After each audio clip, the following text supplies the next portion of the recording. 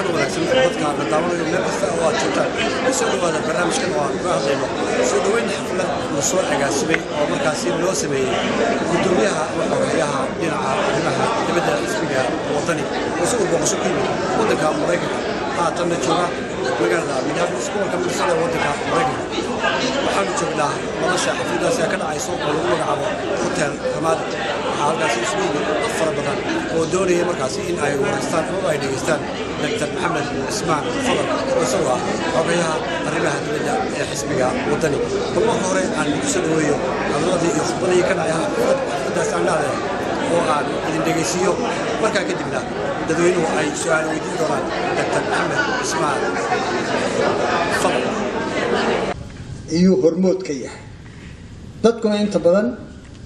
way ku soo xoomeen marka inteena halkan joogta wixii war ka dhiman de xogayihi arrimaha dibadda u joogaba oo anu halka mari maayo waxaan ku darayaa mustaqbalka xisbigaasi wuxuu noqonayaa hormood dawlad hufan oo wax bedesha oo dadku ku yirto oo himila weyn mustaqbal kale inuu noqdo yaan rajo weyn ka qabnaa xisbigaasi hadalka badin maayo tartan buu ku jiraa meesha saddex xisbi baa jira mid dawlad dabada ku haya iyo mid isagu walaahay nagaba sii hooseeyo oo isagu dagaal caynkaas aanu ku jirin waxa markaa loo baahan yahay tartanka inaan dhab u qaadano oo xisbiga dadaalka ku jira ee dhalinyarta hormoodka ka ay darban yihiin inaan dhulka kor uga qaadno maxaan samayn karaa in kastoo Soomaaliland ka fognahay laba tii wax la yiraahdaa jira labada tii waxa weeye waa tala bixin iyo taakulayn haddii tala bixin wanaagsan la inaga helo oo taakulaynna aan raacino oo guddiga dhisha iskaga dhigno xisbigaasi dhulka uu ka kacaya ama dawladda lagu tiirsanaado ama meel kale hala rafto uu wada jeedaya waa aragtida aan qabo marka imika waxay nagu soo foodle doorashooyin baa nagu soo foodle doorashooyinka ay nagu soo foodle labada tii inan maroojino oo wax iska dhalino oo si raganimo uga qayb gal rag iyo dumarba yaan anu oran lahaa xogayaa arrimaha dibadda waa soo dhaweynaya intiinana waan idin mahadnaqayaa السلام عليكم بان نقول السلام على من يتبع الهدى بان جيدي وايو نما باين لا فديا سلامته يكم مله قولك ود ما تنسين السلام عليكم ورحمه الله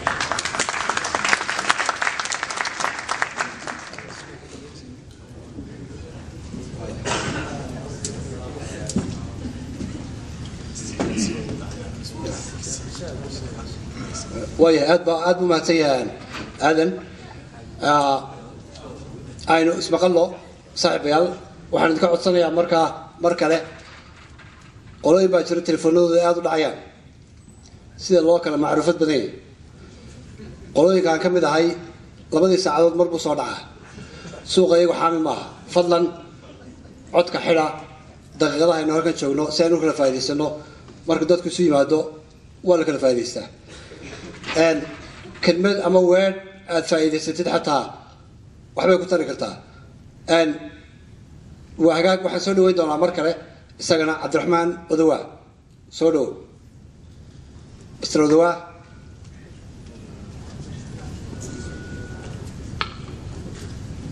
Odawaa miyaa ka boodaa dacaawa sida sheekhi quraanka akhridaa waa maqan yahay fannaankii heesidaa waa maqan yahay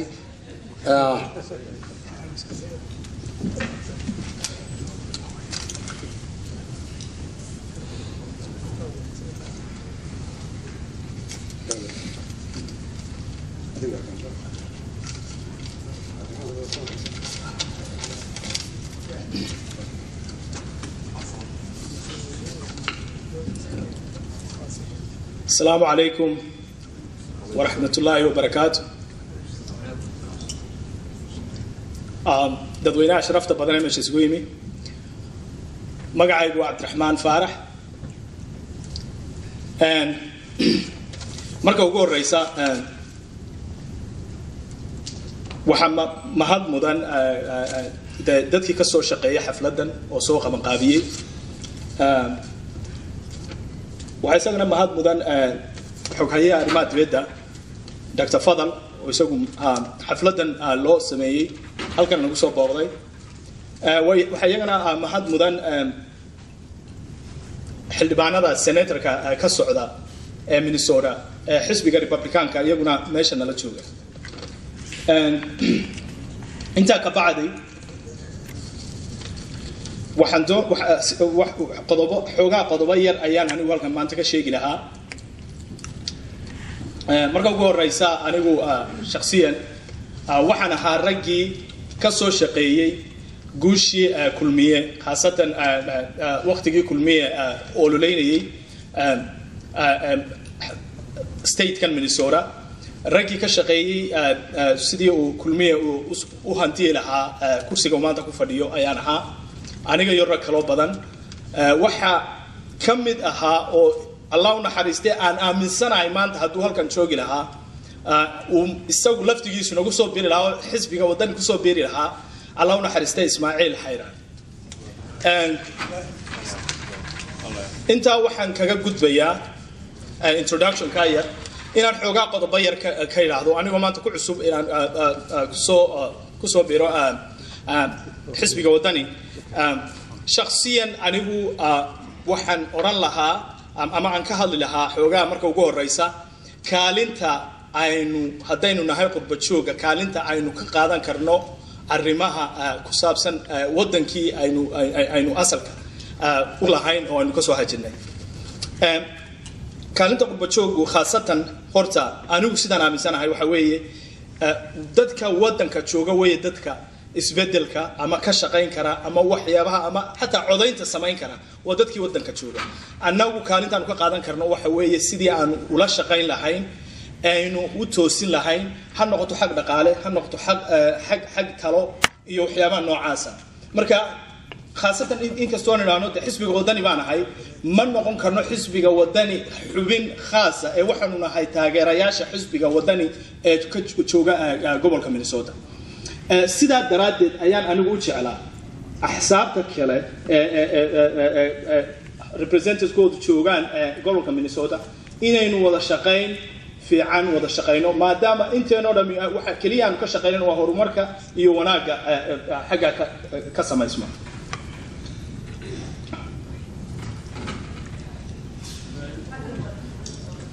takale aan ka hadlaha waxa weeye waxyaabaha aynu shakhsiyan haddaynu joogno xaggan waxyaabaha aynu ka rabno markaynu u ololeyno xag siyaasadeed waxyaabaha aynu ka rabno inay ka hirgalaan wadankii marka ugu horeysa anagu inaynu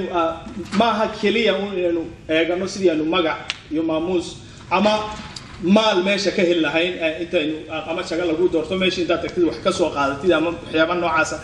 keliya waxa weeye inay noqoto sidii ummadda ama jiilasha soo socda ee wadanka jooga ay uga faa'iidi lahaayeen xasiloonida iyo dimuqraadiga meesha ka jira marka qodobka kale aan ka hadli lahaa waxa weeye maalinka maanta wadankii xukun baa ka jira xukuumad baa jirta inkastoo ay xukuumaddaasi waxyaabo lama dafiri karo waxyaabo badan oo fiican way jiraan oo ay qabteen laakiin waxyaabo badan oo ka dhiman ayaa jira oo waliba khaasatan maanta waxyaabahaasi ahaayeen waxyaabihii qodobka muhiimka ahaa ee wadanku ku taagna waxa qabadka ama ha noqoto wadooyin la dhiso ha noqoto horumar nooc kale oo la sameeyo waxa ka muhiimsan xasiloonida wadanka iyo horumarinta dimuqraadiyadda dawlad wanaag ayaa wax walba ka muhiimsan marka dawlad wanaag la helo iyo horumarinta dimuqraadiyadda markaas ay nabad iman kartaa waxa qabadkuna si fiican u samaysmaysaa marka waxyaabaha muhiimka ah marka lagu higsan karo ama dimuqraadiga iyo waxyaabaha noocaas lagu heli karo waxa weeye marka ugu horeysa waxa weeye dagaalanka waxyaabaha aafada keeni kara oo ay ka mid yihiin qabyaaladda iyo qaraabakiilka waa laga hadlay dad badan baa ka hadlay qabyaaladda iyo qaraabakiilka waliba wadankan marka aanu ka hadalno de waa wax ku cusub xagga kaliya ma waa wax dunida oo dhan ka jira laakiin meel walba system lala dagaalamo ayaa ka jira khaasatan wadanka laftigiisa oo ka jira waxa afka qalaad waxa lagu yiraahdaa nepotism cronism iyo patronage marka saddexdaa waxyaabood anaga waxa inagu sii beeray qabyaalad oo wadanka ka jirta wali habdhaqankii qabyaaladda ayaa wali wax lagu maamula marka inkastoo habdhaqanka qabyaaladeed ay adag tahay in mar kale laga wada tirtiro wadankii laakiin waa muhiim in mar walba laga shaqeeyo ama saansaanteedii la bilaabo waa muhiim oo jiilasha dambe iyo intaasoo dhalinyaro oo wali hadda jaamacadihii ka soo baxaysa sidii looga tirtiri lahaa dhibaatooyinka aafada waa in waqtigeeda la bilaabo maanta waxaan u soo qaadan karaa haddaan usoo qaato waddankan aynu joogno bishan hadda aynu ku jirno waa bishii afraad waxaa loo dabaaldegayay sanad guuradii kontonaad waqtigii uu sangareeyey madaxweynihii waqtigaa jiray Lyndon Johnson oo uu sangareeyey civil rights 1964 ayuu sangareeyey civil rights in dadka madow ama dadka la takooro inay xaq ku yeeshaan waddanka sida dadka kale xaq ku yeeshaan marka anigu markaan taa isu barbar dhigo waxa weeye waddanka ama dhulka Soomaalidu joogto dhan muhiimadda maanta sida halka loola dagaalamay midab takoorka iyo dhibaatooyinka halka ka jiray in maanta loo guntado sida looga dagaalami lahaa qabyaaladda iyo qaraabakiilka meeshii laga bilaabi lahaa meesha dhulka Soomaalidu degto meesha maanta ugu fiican ee wax la taaban karo ay ka jiraan waa dhulka hadda dimuqraadi iyo waxyaaba noocaasi ka bilaabmeen meesha way meeshii laga bilaabi lahaa dhulka Soomaalida sidii loola dagaalami lahaa aafada ugu xune meel walba Soomaali joogaan aafaysay marka anigu waxaan soo jeedin lahaa ama aan soo jeedinayaa haddaan nahay xisbiga wadani haddii aan ku guuleysano ay guuleystaan in muhiimad saari doono in lagala dagaalamo qabyaaladda iyo qaraabakiilka sidii muhiimad loo saaray civil rights ki loogu dagaalamay wadanka marka waqtiguna way u yar yahay waxyaabo badan aad uma soo diyaarin laakiin anigu xoogay wax yar uman ka oran lahaa ajendaha aan jeclaan lahaa anigu maadaama maanta rabo inaan u hagalo sidii xisbiga wadani u bedeli lahaa xukunka maanta jira waxyaabo yar ayaan soo taabanayaa oo aan jeclaan lahaa in xisbigu maadaama barnaamijkeedii baan gudageli doonaa intii looga hadlay martidii kale meesha ka hadashay markaan ka gudubno waxaan u gudbi doonaa aad baa hadalku usii gaaban doonaa waxaan ka codsanayaa dadkaan u yeeri doono qofka hadalkiisa soo koobaa wuxuu fursad siinayaa qofka ka dambeeya ee kale in isaguna uu hadal kooban sheego inta dambe hadalka ama khudbadaha dhici doona ayaa noqon doona qaarkood in safafka dambe ay fadhi ku maqli waayaan oo taagni malaa ku dhegeysan doonaan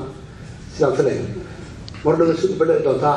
inkastoo berri axad baa soo gelaysa xoogay muusigan aynu isaga baxnay qodobka xagga bidix naga xiga iyagoo waynu eegi doonaa haddii wax nagu soo kordhiyaan haddii kalena hadalkeena ayaynu sii wadan doonaa gudoomiye nin uu ahaa xisbigan imika aynu halkan madashii shirkan aynu fadhino ama xafladan aynu fadhino oo ahaa gudoomiyaha u jooga gobolkan Minnesota iyo gudoomiye cusub ayaa xilka la kala wareegay halkan xafladu ma ahayn markii xilka la kala wareegayeen laakiin Minneapolis ama Minnesota ayaa ahayd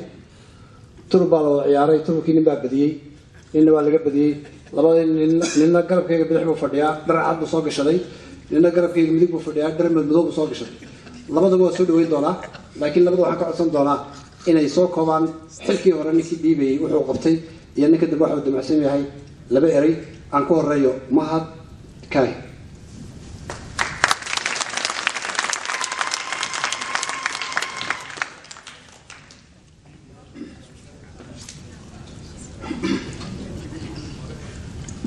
بسم الله الرحمن الرحيم marka hore waxaan salaamayaa dhammaan mudaniye marwada martida sharafta leh ee caawa halkan isugu timi waxaan ku salaamayaa salaanta islaamka. Assalaamu calaykum waraxmatullaahi wabarakaatuh. waxaan mar kale u mahad celinayaa dhammaan martidan sharafta leh waqtigooda qaaliga ah u soo qoray caawa inay halkan yimaadaan oo nala weyneeyaan oo nagala qayb galaan xafladda qiimaha leh caawa ay fadhiyaan madaxda xisbiga qaar ka mid ah yani Dr. Maxamed Cismaan Fadal oo runtii wada garanaysaan maxaan ku dhahay xogayaha arrimaha dibadda xisbiga oo halkay naga fadhiya iyo marti kalaba. marka aad iyo aad baan idinku mahad celinayaa. waxaan kaloo fahamsanahay oo dareensanahay yani qof walba waqtigu yani dhibta uu ku hayo siiba hooyooyinka aan ognahay inay maaragtay ubad kaga yimaadeen guryo aadna uga warwarayaan. aad iyo aad baan idinku mahad celinayaa. waxaan rabaa inaan intaa ku daro halkan xisbiga Minnesota waxaanu ka bilownay 6 bilood ka hor iyadoo yani dadku dabcan xisbiga wadani ay og yihiin yani inuu ka jiray meel walba haddana ase community ase gudi ahaan waxaan halkan ka bilownay muddo hadda laga joogo 6 bilood inaan maaragtay ka samayno dadun baa bilaaba dad yar baan isugu nimid maanta meel fiican buu marayaa wax badan baanu qabanay waxaad maanta ka arkaysaa yani ma odhan karo dee dadka meesha fadhiyo ma wada wadani laakiin dabcan dad badani waa wadani marka maalinka dambe marka xisbigani waa sii ballaaranayaa dad badan baa maaragtay maasha Allah ku soo biiray dad badan baan helay meelo kale oo waxa jiray isla Minnesota oo dabcan dadku iska abaabulayeen xisbigii maanta meel fiican buu marayaa wuu ballaadhay anigana markii hore gudoomiye ku meel gaar ah laga doortay sida yani boolisiga xisbigu qorayo ama uu sheegayo waxa weeyaan qofka sabaxa uu leeyahay inuu xil ka qabto muddadiisu markay dhamaatana inuu si nadiif ah maaragtay xilka ugu wareejiyo cidii markaas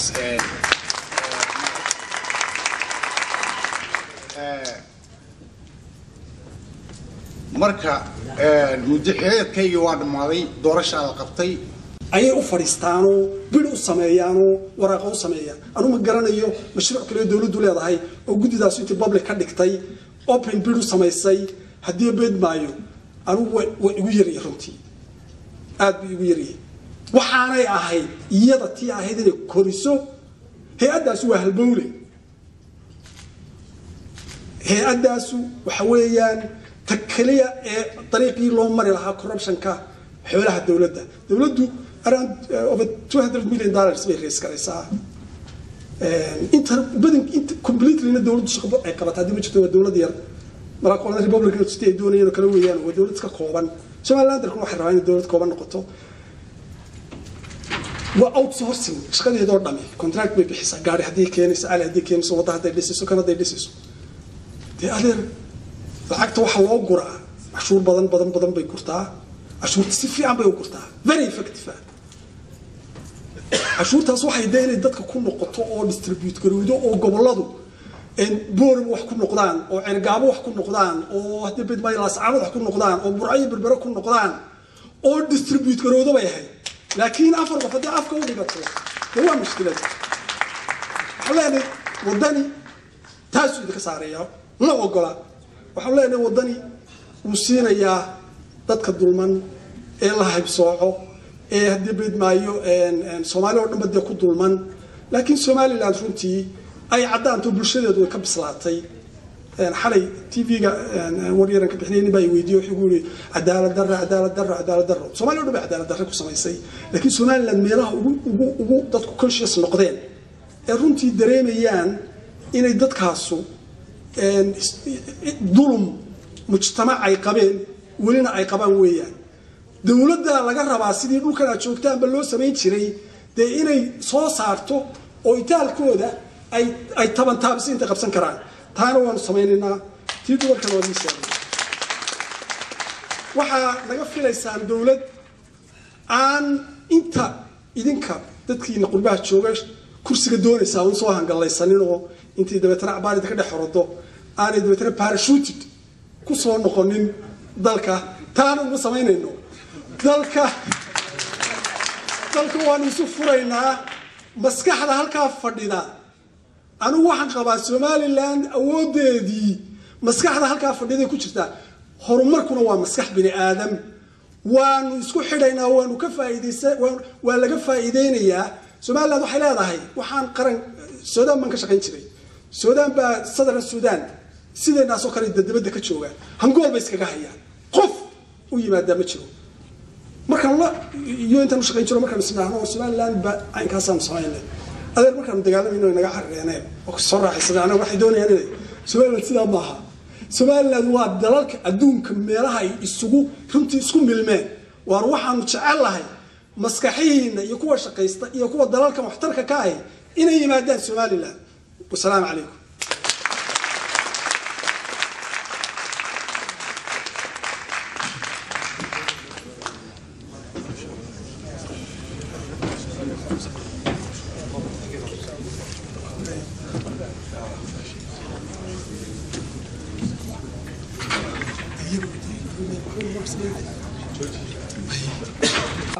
دكتور فضل دعاوى نبو هذه كلي حالة تي في بالقور السنة سؤال اللي وديني أن قبل هو ولي وفرق فرقلين حقا بو هرسن دبعتنا إني ميوزك ينا أي صوب بندقان بي ديارويهن أي شيء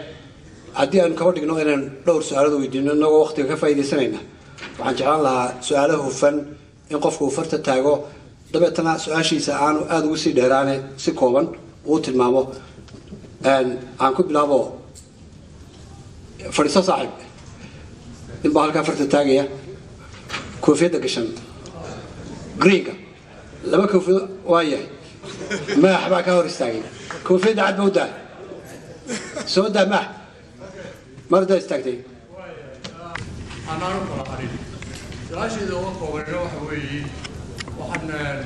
دوري هنا ذي قور gobolada sida oo madaxweynaha hore daahir yaala sameeyay wax shuruuca oo ay gobolada ku noqdaan iyo arinta xaalkooda waxay ku tala gasheen istiyaha inta looga yaro fikrad ahaan waxa ka qabtaan salaam alaykum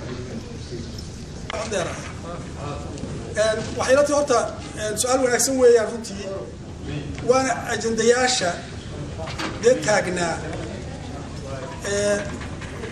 runtii loo baahnaa in laga hawlgalo ajandayaasha complicated maartay inaga yara mashaakilka lagu abuuro doorashooyinkeena waa taa waa iyaga iyo xuduudahooda arintaa waxay la horta su'aasha waxa de xaq u lahaban malaynayaa waxa laga qabtay waxa ay leeyahay dawladda kulmiye in aynu weydiino annagu waxaan qabnaa imika habka doorashadu siduu ku socdaa wuxuu ku socdaa doorashada bada ugu muhiimsan waxa matalan de ay soo gelayaan habka doorashadu wuxuu ku socdaa lixdii gobol ee ayaa base u ah waa moral wixii maartay way isku celcelin marka moralka lagu wada mitiday waxa weeyaan